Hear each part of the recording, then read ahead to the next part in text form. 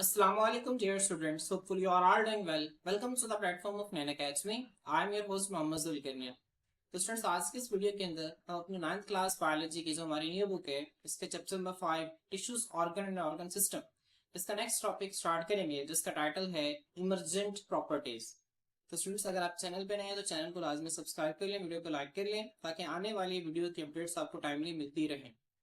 तो स्टूडेंट्स आए हम लेक्चर को स्टार्ट करते हैं। सबसे पहले स्टूडेंट्स हमारे पास है इमरजेंट प्रॉपर्टीज की डेफिनेशन। तो स्टूडेंट्स आपकी बुक के अंदर एक पैराग्राफ बना हुआ है स्टार्टिंग में, लेकिन उस पैराग्राफ के अंदर ना एग्जैक्ट इसकी डेफिनेशन जो है वो सही डेफिनेशन मौजूद नहीं है। तो मैंने बुक की ही वर्डिंग को इस्तेमाल करते हुए, बुक की वर्डिंग को यूज करते हुए वो जो लाइंस है ना, अलग अलग लाइंस में मुख्तलिफ बातें की हुई है, मैंने उनको एक ही लाइन में इमरजेंट प्रॉपर्टीज की डेफिनेशन बना के लिख दी है। तो आप लोग क्या करें, इस डेफिनेशन को अपने कॉपी के ऊपर या बुक के ऊपर नोट डाउन कर लें। ठीक है, ये डेफिनेशन आप लोगों ने याद रखनी है, इसकी बेहतरीन डेफिनेशन है। तो स्टूडेंट्स हम डेफिनेशन को स्टडी करते हैं कि इमरजेंट प्रॉपर्टीज आखिर होती क्या है। स्टूडेंट्स देखें, जो लफ्ज है ना इमरजेंट, इमरजेंट का मतलब क्या होता है आपको ये सबसे पहले पता होना चाहिए। स्टूडेंट्स इमरजेंट का मतलब होता है उभरता हुआ या फिर उभरना, आपको इसका पता होना चाहिए। स्टूडेंट्स इसका यहाँ पे इसका क्या मतलब है, ठीक है, इसका लफ्जी मतलब देखें उभरती हुई खसूसियात। ठीक है, अब इसको इस तरह से समझिए। अब जब हम इसकी डेफिनेशन पढ़ेंगे ना तो फिर आपको इसकी लफ्जी मतलब की मजीद बेहतर समझ आ जाएगी। ठीक है, मैं आपको इसकी डेफिनेशन पढ़ के बताता हूँ। द एबिलिटीज, ऐसी खसूसियात दैट आर प्रेजेंट, जो कि मौजूद होती हैं in higher level of organisation. Students इसका क्या मतलब है, ये देखिए यहाँ पे मैंने आपको लेवल ऑफ ऑर्गेनाइजेशन ये बुक में डायग्राम बनी हुई थी, मैंने आप लोगों के लिए शो कर दी है। अब स्टूडेंट्स यहाँ पे एटम, आपको पता है कि एटम मिलकर क्या बनाते हैं, मॉलिक्यूल, मॉलिक्यूल मिलकर ऑर्गेनाली, ऑर्गेनाली मिलकर सेल, सेल मिलकर टिश्यू, टिश्यू मिलकर ऑर्गन, ऑर्गन मिलके ऑर्गन सिस्टम, और ऑर्गन सिस्टम मिलके ऑर्गेनिज्म या फिर इंडिविजुअल बनाते हैं। क्लियर। स्टूडेंट्स इसमें जो एटम है ना, ये इसे हम कहते हैं ये, अभी देखें ये सारे का सारा लेवल ऑफ ऑर्गेनाइजेशन है। ये एक जानदार है ना जो कि इस तरह से तरतीब पाते हैं, इसके लेवल ऑफ ऑर्गेनाइजेशन है। अब इसमें जो सबसे स्टार्टिंग वाले हैं ये लोअर लेवल ऑफ ऑर्गेनाइजेशन है, और जो आगे वाले हैं इनको हम कहते हैं हायर लेवल ऑफ ऑर्गेनाइजेशन। मेरी बात समझ में आ रही। जो पीछे वाले हैं वो लो लेवल ऑफ ऑर्गेनाइजेशन, जो आगे वाले हैं वो हायर लेवल ऑफ ऑर्गेनाइजेशन। तो स्टूडेंट्स यहाँ पे देखें ऐसी एबिलिटीज जो कि हायर लेवल ऑफ ऑर्गेनाइजेशन में मौजूद होती है। हायर लेवल मतलब आगे वाले हिस्सों में मौजूद होती हैं। किस वजह से मौजूद होती हैं? Due to interactions between their components, उनके कंपोनेंट्स में इंटरेक्शन की वजह से, इंटरेक्शन का मतलब होता है लेन देन की वजह से, but are not possible from the individual components. ठीक है, लेकिन वो जो इनफरादी कंपोनेंट्स है ना उनमें वो मुमकिन नहीं होती, इन्हें हम इमरजेंट प्रॉपर्टीज कहते हैं। स्टूडेंट्स हम इसको एक मिसाल से समझते हैं। ठीक है स्टूडेंट्स, मैंने आप लोगों के लिए ना एक एग्जांपल दी हुई है, यहाँ पे देखें। अब देखें फर्स्ट स्टूडेंट सेल है। अब हम मसल सेल की बात करते हैं। मसल सेल जो है स्टूडेंट्स इसका काम है कॉन्ट्रैक्ट करना, सुकड़ना। ठीक है, अब मसल सेल जो है वो कॉन्ट्रैक्ट करने की एबिलिटी रखता है। अच्छा, अब मसल सेल आपको पता है कि किससे मिलकर बनता है, ऑर्गेनाली से मिलकर बनता है। अब मुझे बताएं कि क्या कोई ऐसी ऑर्गेनाली है जिसके पास कॉन्ट्रैक्ट होने की कैपेबिलिटी है? ठीक है, अगर आप पीछे देखेंगे तो मतलब कोई ऐसी आपको ऑर्गेनाली नहीं मिलेगी जो कि कॉन्ट्रैक्ट कर सकती है। अब देखें मसल सेल का काम है कॉन्ट्रैक्शन करवाना, लेकिन पीछे अब देखें ये मसल सेल ये कॉन्ट्रैक्शन क्यों करवा रहा है, क्योंकि इसके अंदर काफी सारी ऑर्गेनालिज पड़ी हुई हैं, और वो जो ऑर्गेनालिज हैं वो आपस में इंटरेक्शन कर रही हैं, इंट्रैक्शन कर रही हैं, और इंट्रैक्शन के नतीजा में वो जो मसल कॉन्ट्रैक्शन है ना, मसल का सुकड़ना है, जो ये रिजल्ट आ रहा है। मेरी बात समझ में आ रही है। अब स्टूडेंट्स ये जो सेल है ना ये हायर लेवल ऑफ ऑर्गेनाइजेशन है इसकी निस्बत। तो ये मसल कॉन्ट्रैक्शन जो है, अगर मसल सेल की बात करें तो उसमें एबिलिटी है। ठीक है, और वो क्यों है? Due to the interaction between their components. जो मसल सेल के अंदर जो कंपोनेंट्स हैं, जो ऑर्गेनालीज हैं, वो अपना अपना काम कर रही हैं। तो अपना अपना काम करने की वजह से उनके दरमियान डिफरेंट इंटरेक्शंस की वजह से मसल सेल के अंदर कॉन्ट्रैक्शन की एबिलिटी है। लेकिन वो जो कॉन्ट्रैक्शन की एबिलिटी है ना students, but are not possible from the individual components. लेकिन जो सेल के अंदर अलग अलग ऑर्गेनालीज हैं, ठीक है, उनके अंदर ये एबिलिटी पॉसिबल नहीं है। ऐसा नहीं है कि माइटोकॉन्ड्रिया कॉन्ट्रैक्ट करवा देगी मसल को, ठीक है, राइबोसोम्स कॉन्ट्रैक्ट करवा देंगे। मेरी बात समझ में आ रही है। तो स्टूडेंट्स ऐसी एबिलिटीज जो कि हायर लेवल ऑफ ऑर्गेनाइजेशन में मौजूद होती हैं, क्यों मौजूद होती हैं? क्योंकि उनके कंपोनेंट्स में इंटरेक्शंस की वजह से। ठीक है, लेकिन वो जो प्रॉपर्टीज है वो उनके इंडिविजुअल कंपोनेंट्स, अलग अलग कंपोनेंट्स में जो है वो पॉसिबल नहीं होती। ऐसी प्रॉपर्टीज को स्टूडेंट्स हम इमरजेंट प्रॉपर्टीज कहते हैं। स्टूडेंट्स हम इसको ना आए आगे जैसे जैसे पढ़ते जाते हैं हम इसको मजीद डिटेल से, ठीक है, समझते जाएंगे और आपको इसके कॉन्सेप्ट मजीद क्लैरिफाई होते जाएंगे। स्टूडेंट्स अब यहाँ पे देखें इमरजेंट प्रॉपर्टीज, उभरती हुई खसूसियात। यहाँ पे देखें जब ऑर्गेनालिज कई सारी आपस में मिलेंगी तो सेल बनेंगे। अब सेल के पास जो प्रॉपर्टीज है ना वो एक किस्म की इमर्ज हुई है। ठीक है, इमर्ज हुई है, उभरी है। क्यों उभरी है? क्योंकि उससे पिछले लेवल ऑफ ऑर्गेनाइजेशन पर चीजें आपस में इंटरेक्ट की है। क्लियर। तो स्टूडेंट्स आए अब जो है हम अपना नेक्स्ट मैंने आप लोगों के लिए एक एग्जांपल रखी है। ये स्टूडेंट्स आप लोगों के लिए बाईसाइकिल है। स्टूडेंट्स आपको पता है कि बाईसाइकिल का काम जो है, ठीक है, हम इस पे क्या करते हैं, राइड करते हैं, ठीक है, इसको चलाते हैं, हम एक जगह से दूसरी जगह मूव कर सकते हैं। अब इसको देखें कितने सारे पार्ट्स हैं। अच्छा, अब स्टूडेंट्स ये जो सारे पार्ट्स हैं ना, ये सारे पार्ट्स मिलकर बाईसाइकिल को इस काबिल बनाते हैं कि ये चल सके। क्या हम सिर्फ एक टायर ले लें, अगर बाईसाइकिल का टायर अलग कर लें, क्या हम इसकी मदद से जो है वो, ठीक है, राइड कर सकते हैं? नहीं कर सकते। क्या हम अगर सीट ले लें, बस सीट की मदद से हम राइड कर सकते हैं स्टूडेंट्स? नहीं कर सकते। क्या अगर हम सिर्फ पैडल ले लें, पैडल की मदद से हम चल सकते हैं? नहीं चल सकते। सिर्फ हैंडल की मदद से चल सकते हैं? नहीं चल सकते। तो स्टूडेंट्स यहाँ पे देखें, सेम यही इमर्जेंट प्रॉपर्टीज का कॉन्सेप्ट है। इमर्जेंट प्रॉपर्टीज में क्या है, ये सारे इसके इंडिविजुअल कंपोनेंट्स हैं। अब इनकी इंडिविजुअल कंपोनेंट्स के पास ये सलाहियत नहीं है कि ये, ठीक है, आपको एक जगह से दूसरी जगह लेके जा सके। लेकिन ये जब इंडिविजुअल कंपोनेंट्स आपस में मिलेंगे, एक दूसरे के साथ इंटरेक्ट करेंगे, आप पैडल मारेंगे, पैडल जो है वो पीछे यहाँ पे गरारी लगी होगी, गरारी जो है वो टायर के साथ बंधी होगी, टायर जो है फिर वो मूव करेगा, जब पिछला टायर मूव करेगा अगले टायर पे फोर्स लगाएगा, फिर अगला टायर मूव करेगा। हैंडल की मदद से आप चीज को संभालेंगे, ठीक है, इसने आपकी बाईसाइकिल को मजबूत बनाया हुआ है। सीट के ऊपर आप बैठेंगे। तो स्टूडेंट्स ये जो इंडिविजुअल कंपोनेंट्स हैं आपस में एक दूसरे के साथ इंटरेक्ट करेंगे, जब इंटरेक्ट करेंगे फिर आप जो है बाईसाइकिल के ऊपर जो है वो आप राइड कर सकते हैं, आप मूव कर सकते हैं साइकिल के ऊपर।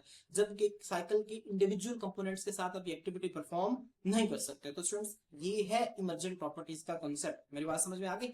अब स्टूडेंट्स आए मैं आपको दोबारा से इमर्जेंट प्रॉपर्टीज की डेफिनेशन पढ़ के बताता हूँ, ताकि आप लोगों को इसको मजीद जो है वो चीजें जो है मजीद क्लियर हो जाए और आपकी इसको बेहतरीन जो है वो अंडरस्टैंडिंग हो जाए। तो स्टूडेंट्स यहाँ पे देखें, ऐसी खसूसियात that are present in higher level of organization, जो कि हायर लेवल ऑफ ऑर्गेनाइजेशन में मौजूद होती हैं। क्यों मौजूद होती हैं?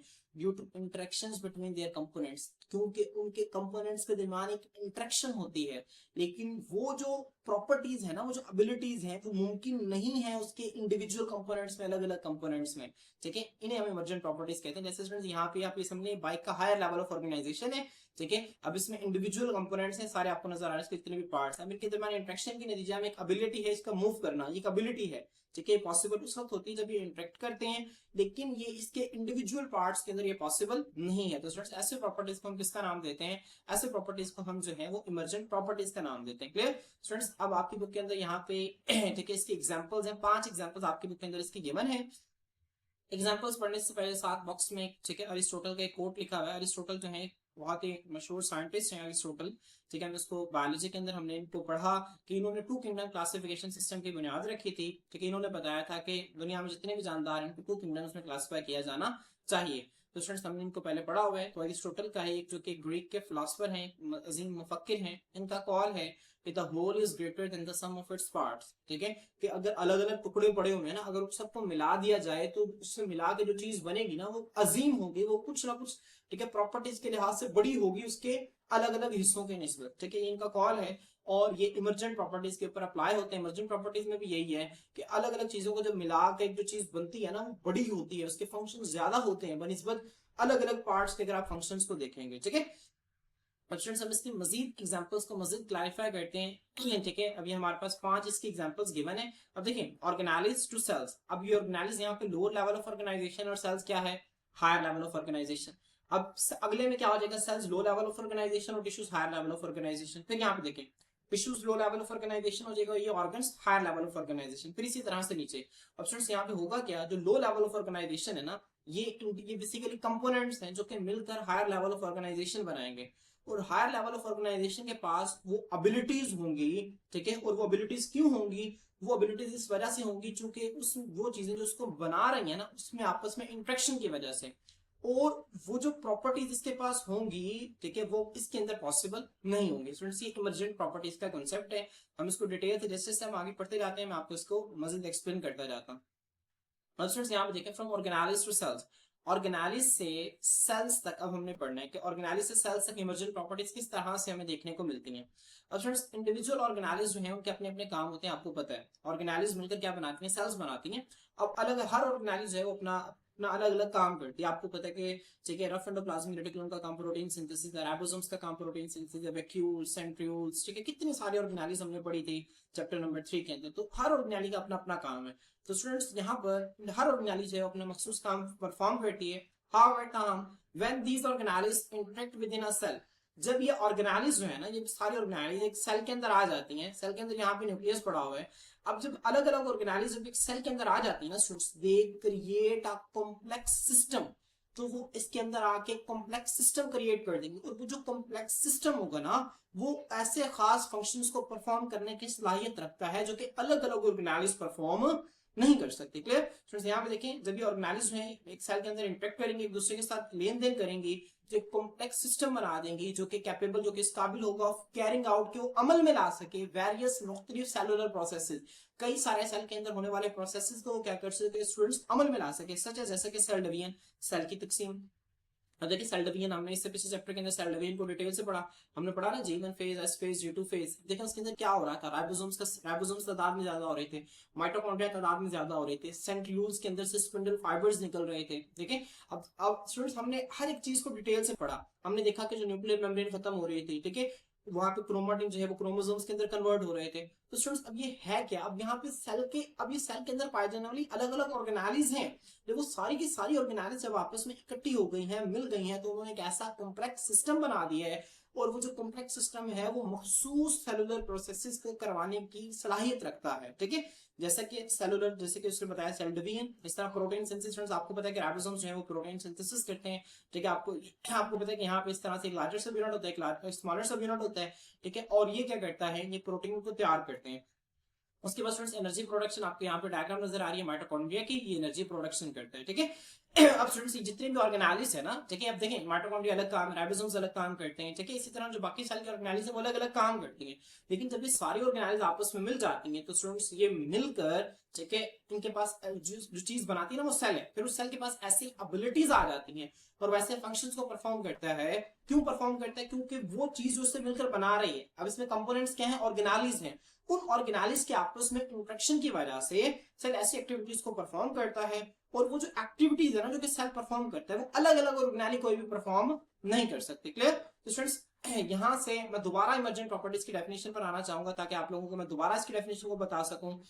ऐसी एबिलिटीज जो कि हायर लेवल ऑफ ऑर्गेनाइजेशन में मौजूद होती हैं, क्यों, due to the interaction between their components. अब के केस में उनके कंपोनेंट्स क्या है, ऑर्गेनाइज हैं, उनके कंपोनेंट्स में इंटरेक्शन की वजह से, लेकिन वो प्रॉपर्टीज पॉसिबल नहीं है इंडिविजुअल कंपोनेंट्स में।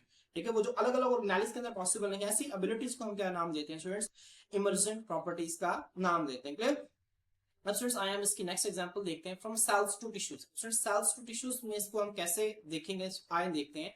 अब देखें स्टूडेंट्स, सेल्स मिलकर आपको पता है कि टिश्यूज बनाते हैं। अब इस केस में जो सेल्स है ना, ये लोअर लेवल ऑफ ऑर्गेनाइजेशन है, तो जो टिश्यूज हैं वो हायर लेवल ऑफ ऑर्गेनाइजेशन है। ठीक है, मतलब सेल्स मिलकर क्या बनाते हैं, टिश्यूज बनाते हैं, तो ये उससे ऊपर वाला लेवल है, हायर लेवल है, और सेल्स वाला क्या है, निचला लेवल है, लोअर लेवल है। अब स्टूडेंट्स यहाँ पे देखते हैं, individual cells do not have properties that are present in the tissue which they make. अब वो टिश्यूज जिनको सेल्स बनाते हैं, अलग अलग सेल्स के अंदर वो खसूसियात मौजूद नहीं होती, क्योंकि उस एक टिश्यू के अंदर होती हैं जिनसे वो सेल्स है ना जो जिन्हें मिलके वो टिश्यू बनाते हैं। क्लियर, अब स्टूडेंट्स यहाँ पे एग्जांपल वो देता है मसल सेल्स की। Muscle cells combine to form muscle tissue. Muscle cells है ना जो काफी सारे जो मसल सेल्स आपस में मिलते हैं, मसल इस तरह से ना लंबे लंबे सेल्स होते हैं, जब ये मिलते हैं ना जिस तरह से मसल टिश्यू बनाते हैं, which can contract and generate force. अब मसल सेल के पास आपको पता है कि कॉन्ट्रैक्ट कर सकते हैं और फोर्स को क्या कर सकते हैं, जनरेट कर सकते हैं। जिस तरह देखिए मेरा हाथ ये सीधा है, ठीक है, अब मैं क्या करूंगा, इसको कॉन्ट्रैक्ट कर लूंगा तो मेरा हाथ इस तरह से बेंड हो जाएगा, इस तरह आपको यहाँ पे डायग्राम में नजर आ रहा है। अब मैं अपने हाथ से किसी भी चीज को खींच सकता हूँ, तो मैं हाथ से जो खींच रहा हूँ मेरे मसल्स हेल्प कर रहे हैं। ठीक है, अब स्टूडेंट्स मसल जो है वो कॉन्ट्रैक्ट और फोर्स, ठीक है, फोर्स लगाने की सलाहियत रखता है, लेकिन ये जो प्रॉपर्टी है ना एक इमर्जेंट प्रॉपर्टी है। क्यों, क्योंकि ये अलग अलग ऑर्गेनाइज जो है मसल सेल के अंदर, जो अलग अलग ऑर्गेनाइज मौजूद हैं, ये वो एक्टिविटी परफॉर्म नहीं कर सकती। तो स्टूडेंट्स आपने इसको ध्यान में रखना है। बहुत आसान है कि जो इंडिविजुअल सेल्स उनके पास वो खसूसियात नहीं होती जो कि उस टिश्यू के पास होती हैं, ठीक है, जिसको ये बनाते हैं, जिसको ये सेल्स मिलकर बनाते हैं, और यहाँ पे उसने मसल्स की एग्जांपल दी हुई है। क्लियर, अब स्टूडेंट्स नेक्स्ट देखते हैं, फ्रॉम टिश्यूज टू ऑर्गन्स। अब इस केस में स्टूडेंट्स आप देखेंगे जो टिश्यूज हैं ये लोअर लेवल ऑफ ऑर्गेनाइजेशन है, और जो ऑर्गन्स हैं ये हायर लेवल ऑफ ऑर्गेनाइजेशन है। टिश्यूज मिलकर क्या बनाते हैं स्टूडेंट्स, ऑर्गन्स बनाते हैं।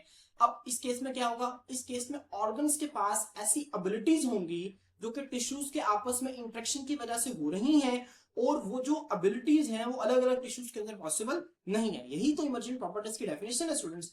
तो स्टूडेंट्स यहाँ पे देखें, इसको स्टडी करने से पहले मैंने आप लोगों के लिए यहाँ पे स्क्रीन पे दिखा दिया कि टिश्यूज के ना एनिमल्स के अंदर चार टाइप्स होती हैं। ठीक है, इसको ज़हन में रखें, याद रखें, बहुत इंपॉर्टेंट है। एनिमल्स के अंदर टिश्यूज की चार टाइप्स हैं, कौन कौन सी हैं, connective tissue, epithelial tissue, muscular tissue और नर्वस टिश्यू। ठीक है, आप लोगों को भूलना नहीं चाहिए, बुक के ऊपर चाहे लिख लें, there are 4 types of tissues in animals, connective tissue, epithelial tissue, muscular tissue और नर्वस टिश्यू। तो ये आपको भूलना नहीं चाहिए। अब स्टूडेंट्स यहाँ पे देखें, an organ performs complex functions that it's individual tissues can not perform. देखिए फिर वही बात है कि जो ऑर्गन है ना वो क्या करता है, परफॉर्म करता है कॉम्प्लेक्स फंक्शंस, पेचीदा फंक्शंस परफॉर्म करता है, मुश्किल फंक्शंस परफॉर्म करता है, जो कि उसके अलग अलग टिश्यूज परफॉर्म नहीं कर सकते। हालांकि एक ऑर्गन जो है वो किससे मिलकर बना है, वो अलग अलग टिश्यूज जो है जब आपस में मिले तो ऑर्गन बना है ना, लेकिन जो ऑर्गन काफी सारे टिश्यू से मिल जाते हैं तो ये जो चीज बनती है ना, ठीक है, ये ऐसे ऐसे फंक्शंस परफॉर्म करती है जो कि अलग अलग टिश्यूज परफॉर्म नहीं कर सकती। फिर देखें, फिर भाई अरिस्टोटल का कोल देखें, the whole is greater than the sum of its parts. ठीक है, जो पार्ट्स, इस केस में पार्ट्स क्या है, टिश्यूज हैं, जो कि टिश्यूज ऑर्गन को बना रहे हैं। तो जो ऑर्गन है वो होल है, तो टिश्यूज इसके पार्ट्स हैं, जो होल है वो ग्रेटर है उसके पार्ट्स की निस्बत। और स्टूडेंट्स यहाँ पे इसकी एग्जांपल जो है वो हार्ट की एग्जांपल देते हैं। जो दिल है ना, दिल के अंदर जो है स्टूडेंट्स डिफरेंट जो है टिश्यूज होते हैं। देखिए, the heart is composed of various tissues including muscle tissue. दिल के अंदर आपको पता है कि मस्कुलर टिश्यू भी होते हैं। कौन से मसल्स होते हैं स्टूडेंट्स, मैंने आपको बताया ना, कार्डियक मसल्स। कौन से होते हैं, कार्डियक मसल्स। ये हमने चैप्टर नंबर 3 के अंदर पढ़ा कि मसल्स की 3 टाइप्स होती हैं, skeletal muscle, smooth muscle and cardiac muscle. जो कार्डियक मसल्स होते हैं ना स्टूडेंट्स, ये किसके अंदर मौजूद होते हैं, ये मौजूद होते हैं हार्ट के अंदर। क्लियर। अब स्टूडेंट्स नेक्स्ट देखें, the heart is composed of various tissues including muscle tissue, connective tissue and epithelial tissue। दिल के अंदर क्या होते हैं, मसल टिश्यू भी होता है, कनेक्टिव टिश्यू भी होता है, एपिथेलियल टिश्यू भी होते हैं। अब स्टूडेंट्स इन टिश्यूज के आपस में इकट्ठे काम करने की वजह से, इकट्ठे इंट्रैक्शन की वजह से दिल के पास ये सलाहियत होती है कि वो कॉन्ट्रैक्ट करके हमारी बॉडी के अंदर खून को पंप कर सकता है। समझ आ रही। अब स्टूडेंट्स यहाँ पे ये लिखा हुआ था, coordinated interaction of these tissues. In tissues की आपस में मिलकर, ठीक है, कोऑर्डिनेट का मतलब क्या होता है स्टूडेंट्स, आपस में मिलकर काम करना है, इंट्रैक्शन लेन देन। अब जो टिश्यूज है ना, जब आपस में मिलकर इंटरेक्ट करते हैं तो इन टिश्यूज के इंट्रैक्शन की वजह से जो अलाउ करते हैं हार्ट को, दिल को अलाउ करते हैं कि वो पंप कर सके, भेज सके ब्लड खून को थ्रू आउट द बॉडी, सारे जिस्म के अंदर। ठीक है, वो सारे जिस्म के अंदर खून को क्या कर सके स्टूडेंट्स, पंप कर सके। तो आपने इसको तो जहन में रखने के लिए। अब स्टूडेंट्स जो है वो नेक्स्ट हम देखते हैं, नेक्स्ट हम हार्ट का स्ट्रक्चर देखते हैं। देखिए मैंने आप लोगों के लिए यहाँ पे दिल का स्ट्रक्चर जो है वो शो कर दिया है। आप लोग यहाँ पे देख सकते हैं, हार्ट है, दिल है, और दिल के स्ट्रक्चर को यहाँ पे थोड़ा सा उसने इलैबोरेट करके दिखा दिया। देखिए आपको नजर आ रहा है यहाँ पे जो बाहर वाली लेयर है ये क्या है, एपिथेलियम। मैंने आपको बताया था ना, जो एपिथेलियम है ये हमारी बॉडी के, ठीक है, हमने जब टिश्यूज पहले लेक्चर के अंदर जब हमने टिश्यूज को स्टडी किया तो वहां पे हमने एपिथेलियल टिश्यू देखा। मैंने आपको बताया ना, एपिथेलियल टिश्यू जो है वो हमारी ऑर्गन्स की आउटर लाइनिंग को कवर करते हैं, ठीक है, कैविटीज की बाहर वाली जो लाइनिंग है उसको बनाते हैं। तो हमारी बॉडी में जितने भी ऑर्गन्स हैं उनकी जो सबसे बाहर वाली लाइनिंग है ना, उसको एपिथेलियल टिश्यू जो है वो बनाते हैं। तो दिल की जो बाहर वाली लाइनिंग है इसको एपिथेलियम बना रही है। एपिथेलियम के नीचे देखें आपको नजर आ रहा है कनेक्टिव टिश्यू है यहाँ पर। फिर इसके अंदर ये जो आपको नजर आ रहा है मायोकार्डियम, बेसिकली दिल की एक लेयर होती है। अब ये आपने इसको याद नहीं रखना, यहाँ पे कार्डियक मसल्स, ठीक है, आप यहाँ पे ध्यान रखें, यहाँ पे कार्डियक मसल्स मौजूद होते हैं, बेसिकली मस्कुलर टिश्यू है, यहाँ पे मसल्स मौजूद होते हैं। अब देखें यहाँ पर एपिथेलियल टिश्यू, समझ आ रही है एपिथेलियल टिश्यू, और यहाँ पे देखें कनेक्टिव टिश्यू, और यहाँ पे क्या है, मस्कुलर टिश्यू। अब ये तीनों टिश्यूज आपस में मिलते हैं और मिलकर ये स्टूडेंट्स इस तरह से कोऑर्डिनेटेड एक्शन परफॉर्म करते हैं कि जो दिल है ना वो खून को क्या कर सकता है स्टूडेंट्स, पंप कर सकता है। क्लियर। तो स्टूडेंट्स मैं उम्मीद करता हूँ कि आप लोगों को इसकी समझ आ गई होगी। अब स्टूडेंट्स आगे देखते हैं हम ऑर्गन्स जो हैं वो किस तरह से आगे ऑर्गन सिस्टम्स बनाते हैं और ये किस तरह से जो है वो एक इमर्जेंट प्रॉपर्टी के तौर पर एक्ट करते हैं। स्टूडेंट्स देखिए, ऑर्गन्स अब इसमें क्या होगा, लोअर लेवल ऑफ ऑर्गेनाइजेशन, और ऑर्गन सिस्टम क्या होगा students, higher level of organisation. अब ऑर्गन सिस्टम जो है वो ऐसी एबिलिटीज होंगी इसके पास, ऐसे फंक्शंस परफॉर्म कर सकते हैं जो कि इसके अलग अलग यूनिट्स यानी कि जो ऑर्गन्स हैं जो कि मिलकर ऑर्गन सिस्टम को बना रहे हैं ये वो परफॉर्म नहीं कर सकते। क्लियर।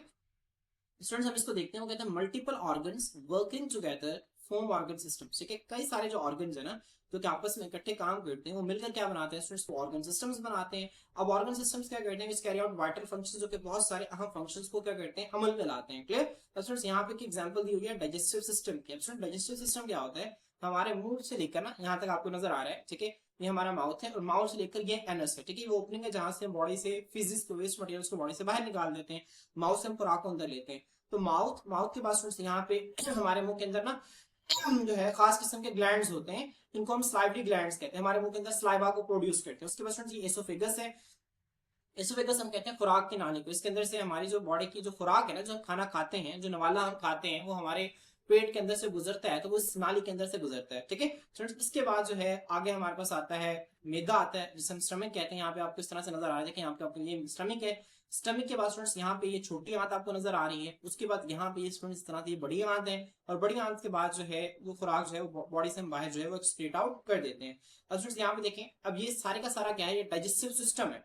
अब डाइजेस्टिव सिस्टम है ना जो स्टूडेंट्स, इसको अलग अलग ऑर्गन्स बना रहे हैं। माउथ एक ऑर्गन है, एसोफेगस एक ऑर्गन है, स्टमक एक ऑर्गन है, लार्ज इंटेस्टाइन एक ऑर्गन है, स्मॉल इंटेस्टाइन एक ऑर्गन है, ठीक है स्टूडेंट्स। लिवर इसके अंदर एक रोल प्ले करता है, जिगर, ठीक है, जिगर का इसके अंदर एक रोल होता है। तो जितने भी ऑर्गन्स हैं मिलकर क्या बना रहे हैं स्टूडेंट्स, एक ऑर्गन सिस्टम बना रहे हैं। और हर ऑर्गन सिस्टम के पास क्या है स्टूडेंट्स, ऐसी खसूसियात हैं, ऐसी प्रॉपर्टीज हैं, ठीक है, जो कि उसके इंडिविजुअल ऑर्गन्स के पास नहीं है। तो स्टूडेंट्स यहाँ पे यही वो बात वो बताता है, वो कहता है मल्टीपल बहुत सारे ऑर्गन्स हैं जब आपस में इकट्ठे काम करते हैं तो ऑर्गन सिस्टम्स बनाते हैं जो कि खास फंक्शंस को परफॉर्म करते हैं। मिसाल के तौर पर डाइजेस्टिव सिस्टम जो है ना स्टूडेंट्स, ये कंपोज्ड ऑफ ऑर्गन्स, ये कई सारे ऑर्गन से मिलकर बनते हैं, जैसे कि माउथ, मुंह, एसोफेगस खुराक की नाली, स्टमक मैदा, इंटेस्टाइन छोटी आंत बड़ी आंत दोनों, एंड लिवर और जिगर, ठीक है। अब ये स्टूडेंट्स डाइजेस्टिव सिस्टम है जो कि अलग अलग ऑर्गन से मिलकर बना हुआ है, क्लियर।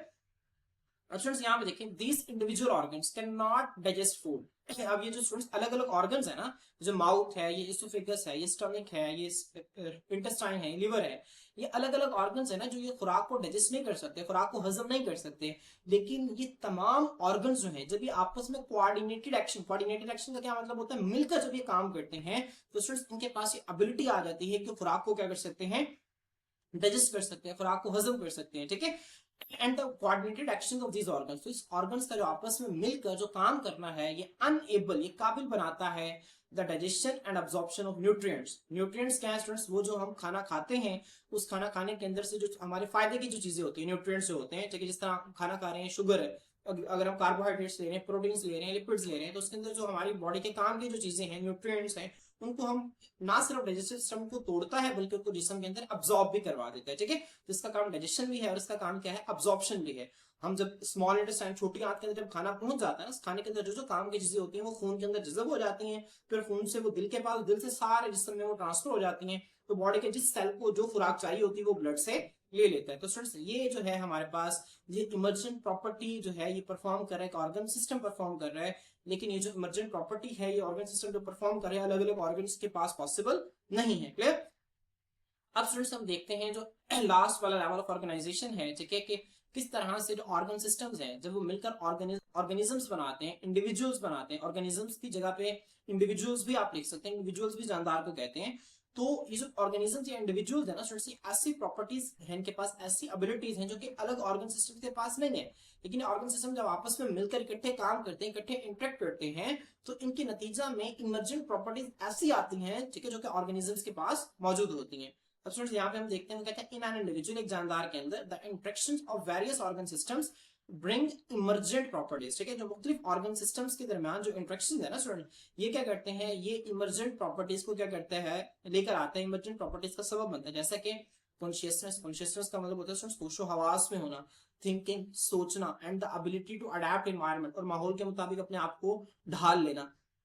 अब स्टूडेंट देखिए कॉन्शियसनेस क्या है, आप जो है पूरे होशो हवास में आप इधर उधर देख रहे हैं, ठीक है, आप चीजों को सोच रहे हैं। अब देखिए फर्स्ट करें कि मैं आप बुक रीड कर रहा हूँ, तो मैं बुक रीड कर रहा हूँ, मेरी आंखें इसमें काम कर रही हैं, ठीक है, मेरा मैं सांस ले रहा हूँ, मेरा सांस लेने का निजाम भी काम कर रहा है, मेरा दिल भी धड़क रहा है, ठीक है, ऐसे है ना, मेरा दिल भी धड़क रहा है, मेरा दिमाग भी काम कर रहा है, एट द सेम टाइम मैं सांस भी ले रहा हूँ, मैं सुन भी रहा हूँ कि इधर उधर क्या हो रहा है। तो स्टूडेंट्स अभी जो मैं कॉन्शियसनेस पूरे होशो हवास में मैं कोई भी काम कर रहा हूँ तो उसमें मेरी बॉडी के अलग अलग ऑर्गन सिस्टम्स जो है वो मिलकर काम कर रहे हैं। इस तरह मैं सोच रहा हूँ थिंकिंग के अंदर, थिंकिंग के अंदर ऐसा नहीं कि सिर्फ दिमाग काम कर रहा है, मेरी बॉडी के सारे ऑर्गन्स काम कर रहे हैं, ठीक है। दिमाग को दिल जो है वो ब्लड सप्लाई कर रहा है, ठीक है, सांस जो है वो मैं सांस भी ले रहा हूँ, साथ साथ मेरा जो खाना मैंने खाया वो खाना भी हजम हो रहा है, तो डाइजेस्टिव सिस्टम भी काम कर रहा है, ठीक है। इसी तरह students ability to adapt environment का क्या मतलब है, हम माहौल के मुताबिक अपने आप को ढालना, इससे कहते हैं ability to adapt to environment. मिसाल के तौर पर स्टूडेंट्स देखिए अगर आप ठंडे इलाके में बैठे हुए ना तो आप इस तरह से आप अपना बॉडी पोस्चर को चेंज कर लेंगे और आप शिवरिंग स्टार्ट हो जाएगी, कांपना शुरू हो जाएगी आपकी बॉडी। अब वो क्या किया, आपकी बॉडी ने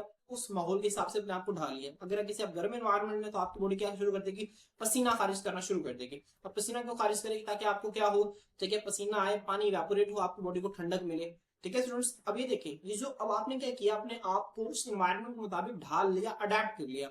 और ये जो प्रॉपर्टी है ना स्टूडेंट्स, ये एक इमर्जेंट प्रॉपर्टी है जो कि ऑर्गेनिजम्स के अंदर ही पॉसिबल है और अलग अलग ऑर्गन सिस्टम्स के अंदर पॉसिबल नहीं है। तो स्टूडेंट्स ये जो these complex behaviours are not present in individual organ system, ये जो पेचीदा बिहेवियर्स है ना स्टूडेंट्स जो कि हमने अभी स्टडी किए, ये अलग अलग ऑर्गन सिस्टम्स के अंदर पॉसिबल नहीं है, but arise from their coordinated interaction. लेकिन उन्हीं ऑर्गन सिस्टम्स के आपस में मुश्तरका, ठीक है, आपस में इकट्ठे इंटरेक्शंस की वजह से ये जन्म लेते हैं ये एक्शंस, क्लियर। तो स्टूडेंट्स आपने इसको ज़हन में रखना है, ये इमर्जेंट प्रॉपर्टीज की लास्ट फिफ्थ एग्जांपल थी स्टूडेंट्स। मैं अब लास्ट पे एक बार दोबारा मैं आप लोगों के लिए इमर्जेंट प्रॉपर्टीज की डेफिनेशन को रिपीट कर देता हूं। मैं चाहता हूं कि आप लोग लेक्चर के अंदर इमर्जेंट प्रॉपर्टीज की डेफिनेशन याद कर लें। स्टूडेंट्स इसकी क्या डेफिनेशन है? The abilities that are present in higher level of organisation, ऐसी खसूसियात जो कि हायर लेवल ऑफ ऑर्गेनाइजेशन में मौजूद होती हैं। क्यों मौजूद होती हैं? Due to the interactions between their components, क्योंकि उनके कंपोनेंट्स में इंटरेक्शंस की वजह से, लेकिन वो मौजूद नहीं होती इंडिविजुअल कंपोनेंट्स में, अलग अलग कंपोनेंट्स में, but are not possible from the individual components. ऐसी प्रॉपर्टीज को स्टूडेंट्स हम इमर्जेंट प्रॉपर्टीज का नाम देते हैं। तो स्टूडेंट्स आज के लिए इतना ही। इंशाल्लाह नेक्स्ट वीडियो के अंदर नेक्स्ट टॉपिक के साथ आपकी खिदमत में हाजिर होते हैं। अल्लाह हाफिज।